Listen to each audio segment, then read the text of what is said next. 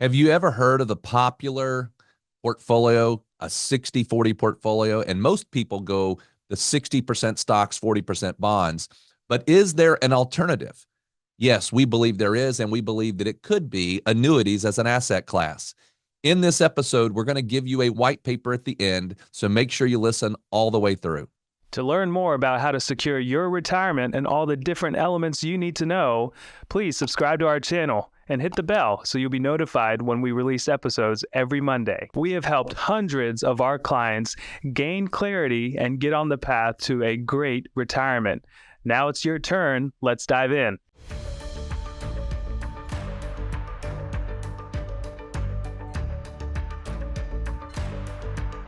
Welcome to Secure Your Retirement Podcast. Merce and I are very happy to chat with you today on a topic that we get to talk about a lot. You may not talk about it that much, but you would definitely know about it. And that is, how do we offset the risk of the stock market? What do we put with it? Most times people think about, hey, I don't want to have all the risk of, say, just stocks in my portfolio, especially as I get closer and closer to retirement. So I need to offset that.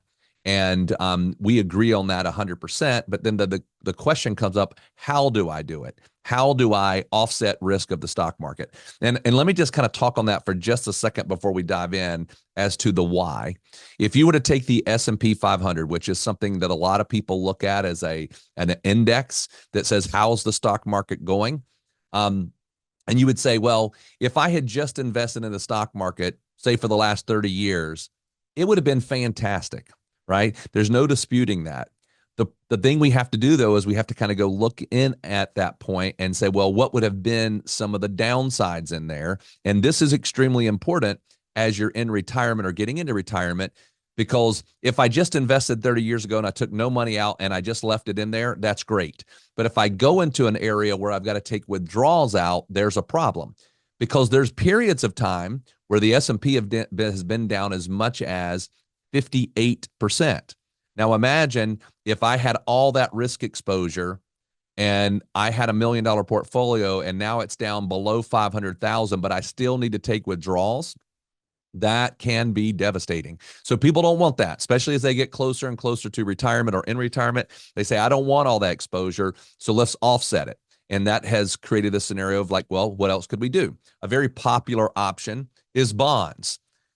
But for the last decade, the bond market has been very, very difficult. And here recently, it has been extremely difficult. Why? Well, bonds react to interest rates. And I always do this little thing where I show a pen. And if I were to have this pen in my hand, and if you're listening to the episode, just imagine there's a pen and it's level. And imagine that if interest rates are going up, that means bond yields are going to go down. So I'm just tilting my pen up, which means interest rates are going down, bond yields are going down. And the opposite, if interest rates come down, bond yields will go up. My point in this is bond pricing still has volatility to it. And we set today where interest rates have gone up relatively pretty good. And so that's affected the bond market negatively. And so the question is, well, now where are yields going in the future? And that's the problem. We don't know. We can anticipate, but we just don't know. And so that's the problem. Is bonds really the right way to offset risk? It could be, but we are going to talk about an alternative today to that.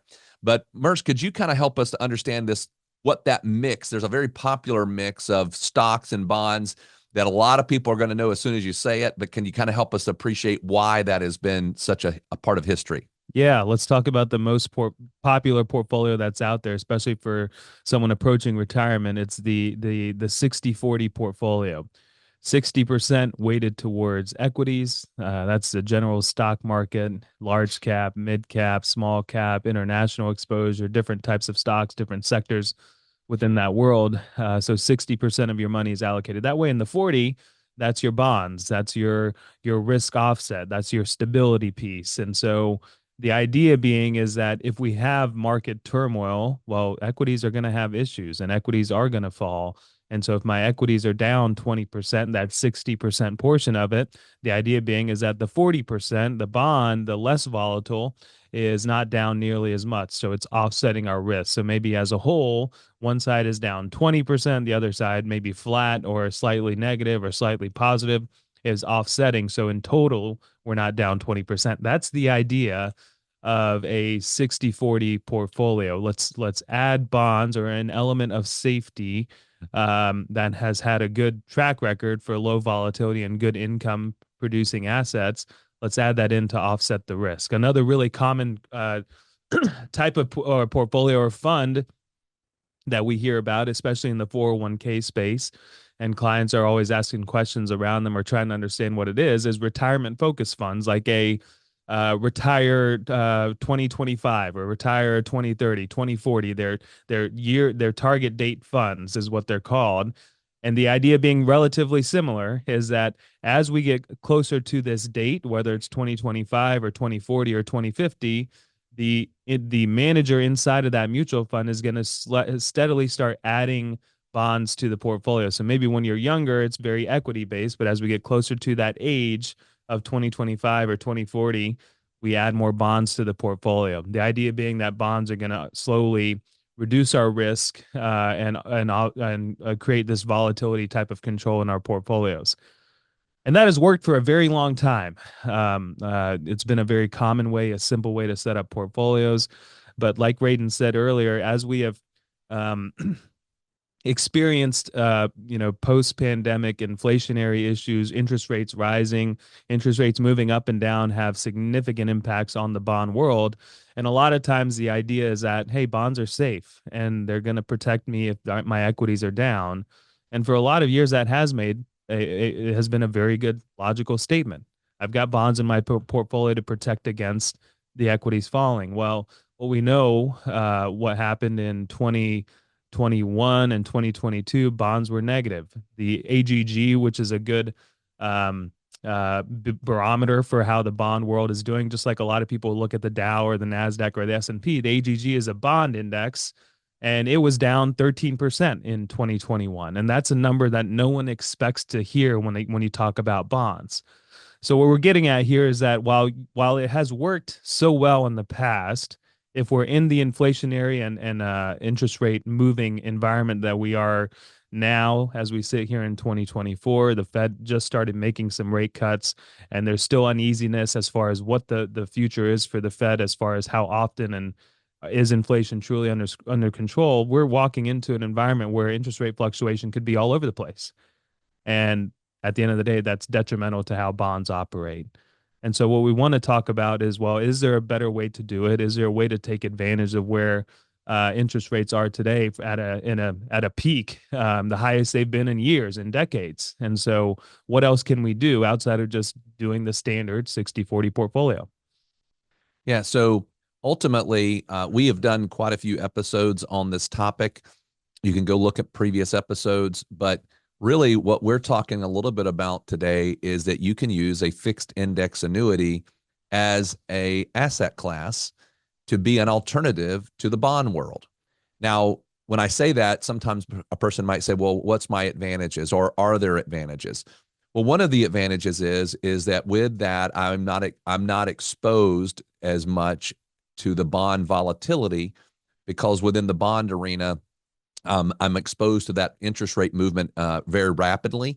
Whereas with a fixed index annuity, I could actually control that a little bit better, or a little bit differently, let's say it that way.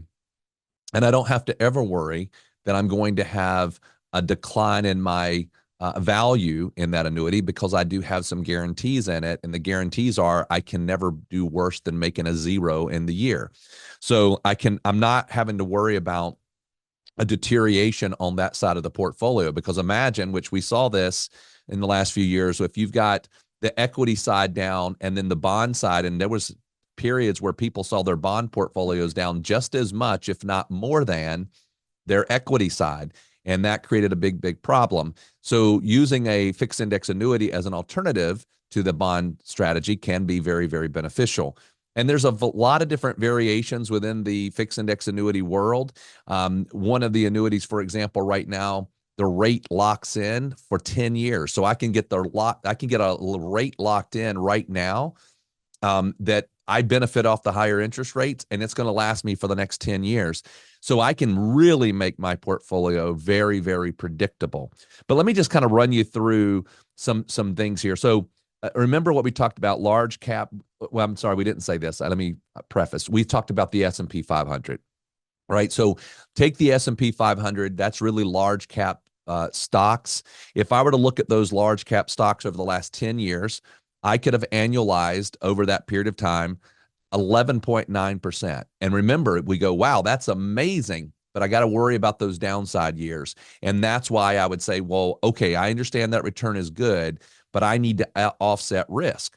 So if for the last 10 years, I would have taken 60% of my portfolio and left it over there in like say the S&P, and then I took 40% and I put it over into like a bond portfolio, it would have taken my return down to 6.5% annualized over that 10-year period. So you go, well, wait a minute, that's giving up a lot of my upside in that scenario.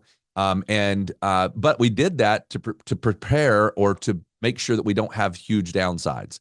Well, what if I just looked at a scenario of taking 60% of my portfolio, having it be in the stocks or equities, and then 40% be in something as an alternative? So we say, well, what would it look like as an example? Again, we're just using examples. These are hypothetical. I have to do all my disclosures right now so I don't get in trouble. These are all hypothetical scenarios. But I said, well, what if I put that over into a 60-40 portfolio that was 40% fixed index annuity, 60% stocks? Well, my return there is more closer to around the 10% range, 10.1%. So see, I didn't give up that much of my upside in that scenario. And so that now, for a lot of our clients, as we've gone through these higher interest rate periods, have really said, no, you know what, I do want a part of my portfolio to be in that mix of having some fixed index annuities. Now, there's a lot of things to understand about fixed index annuities. We are not telling you right now you should just go carte blanche and go out and just go buy an annuity. What we're saying is, if you already have an annuity, that's a great thing. If you've been looking at them, it could be an option to consider. And we wanted to lay that out to you because we believe that you should have a part of your portfolio that is protected against losses. And you can do that in a couple of different ways. But we, yes, do like the idea of using a fixed index annuity as at least something to consider. And so that's the purpose. And I think, we want to just educate you on this particular topic, just to open your mind up and to help you to appreciate how we look at things.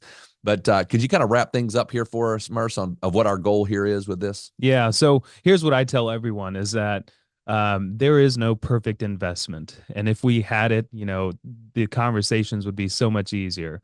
But there is, putting together a plan that's going to drive our income for retirement, that's going to control the volatility that we want to expect in our portfolios through retirement. And there's pros and cons to everything, right? So right now, rates are good. A lot of people are saying, hey, let me just leave my money in the bank. And that's an okay statement for the short term, right? We all know rates are supposedly going down over the next year, and the 4.5% you're making in a money market is not going to be there next year, and it's going to be 3, and then it's going to be 2, and it's going to be back to what we know, which was next to nothing from banks. So we don't want to get caught up in the idea of a short-term plan. And I think there's a lot of things that we need to understand. We love the stock market. That's where good money has been made over a significant period of time, and it's a tried and true method of growing wealth. And we love managing money in a particular way out there. But in our opinion, there's other tools in the tool belt that have evolved significantly over the years. And given where interest rates are right now, we're able to build longer term plans to control risk, to control volatility.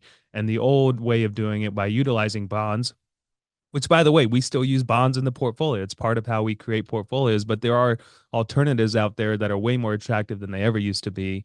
So if you have questions around this idea of, well, how can I incorporate something like a fixed index annuity, or I want to learn more about how these operate, what are the pros and cons I need to be thinking about? Because again, there is no perfect way of doing anything, but we can lean ourselves in a way that looks better and makes us feel better about our plan. What we have as a deliverable because of this conversation is we do have a white paper that we can get out to you, kind of summing up a little bit of what we talked about here.